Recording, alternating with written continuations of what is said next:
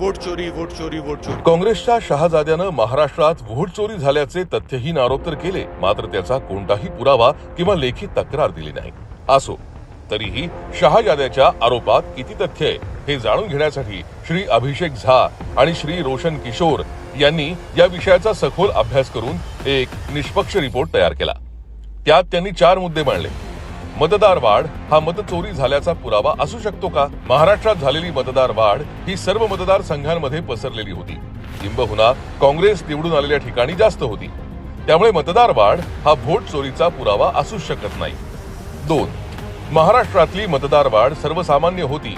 इतर राज्यांचा अभ्यास केला की हे लक्षात येतं 2024 मध्ये लोकसभा आणि विधानसभा निवडणुकीत महाराष्ट्रात सरासरी मतदार वाढ 3.8% होती, जी 2014 आणि इतर वर्षांच्या वाढी इतकीच आहे। किंबहुना तेलंगणा आणि कर्नाटक या काँग्रेस शासित राज्यात ही वाढ जास्त दिसून येते।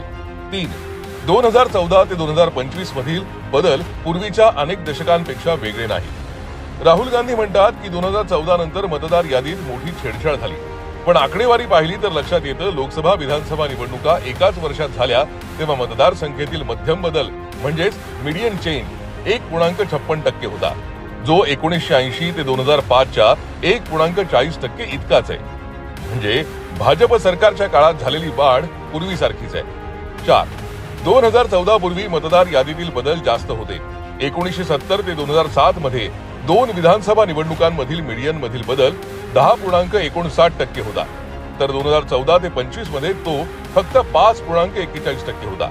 म्हणजे काँग्रेसच्या काळातच मतदार यादीत मोठ्या प्रमाणात चढ उतार झाले होते। आता प्रक्रिया अधिक स्थिर आणि प्रमाणबद्ध आहे, त्यामुळे राहुल गांधींचे वोट चोरीचे आरोप धादांत खोटे आहेत हे तर सिद्धच होतं, पण राहुल गांधींच्या लॉजिकनुसार काँग्रेसनेच वेळोवेळी वोट चोरी केल्याचं निष्पन्न होत आहे।